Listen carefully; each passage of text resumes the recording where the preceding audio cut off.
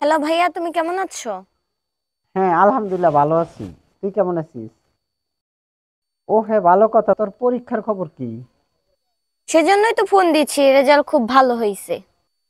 আলহামদুলিল্লাহ, খুব খুশি হইলাম। শুকুর আলহামদুলিল্লাহ। আর শোন, তাহলে কয়দিন আয়, বাড়িতে থাইকা যা। ভাবি মারা যাওয়ার পরে বাড়িতে কাজের বুয়ার রান্না আর ভাল লাগে না।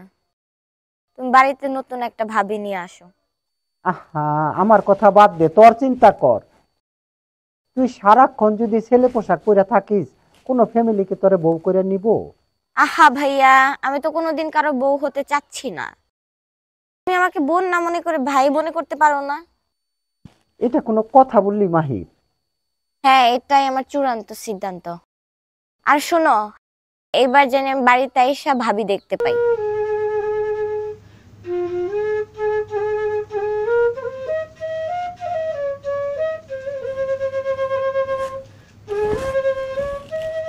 সুজনের বোনটা তো দেখতে অনেক সুন্দর, যে কোনো লোক তার ছেলের বউ বানাইতে চাইতো। কিন্তু একটাই সমস্যা, সারাক্ষণ ছেলেদের পোশাক পরে থাকে। আরে কার কথা বলতেছেন? এই সুজন ভাইয়ের বোন মাহিরের কথা বলতেছেন? হ্যাঁ, তার তো একটাই বোন। ওর কথা বলে লাভ নাই। পৃথিবীতে অনেক মন মানসিকতার লোক থাকে, তেমনি মাহির ব্যতিক্রম ধর্মী একজন মানুষ। শুনলাম সে নাকি কোনো ছেলেকে বিয়ে করবে না, এর কোনো সন্তান নেওয়ার কোনো স্বাদ হবে না। সন্তান নেওয়ার স্বাদ হবে কি করে? ওর তো কোনো বিয়ে করারই ইচ্ছে নাই। এটা কি একটা জীবন?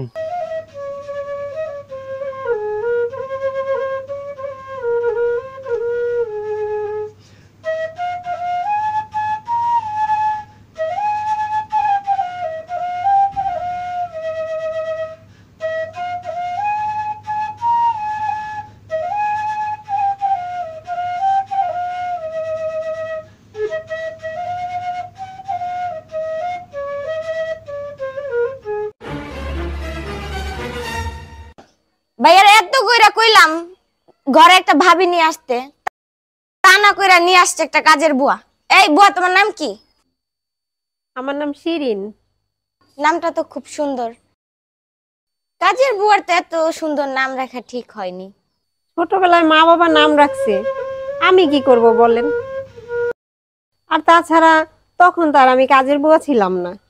শোনো, হাত ভালো করে ধুয়ে তারপর রান্না করবা। এমনিতেই কাজের বুয়ার রান্না আমার একদম ঘৃণা লাগে। ঠিক আছে আপা।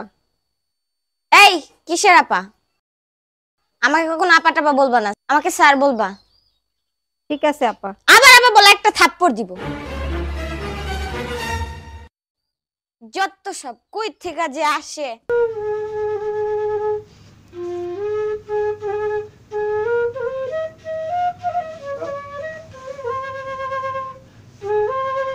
ভাইয়া, তোমাকে এত করে বললাম বাড়িতে একটা নতুন ভাবি আনো, তুমি ভাবি নাই না আনছো একটা কাজের বুয়া। আরে আমি তো তোর কথা রাখছি। আরে কোথায় রাখছো? তুমি তো ভাবি আনলাই না। আরে না, তোর ভাবি আনছি তো আমি। সত্যি ভাবি নিয়ে আসছো? তুই ঘরে যাইয়া দেখ, তোর ভাবি বসে রইছে। ভাবি,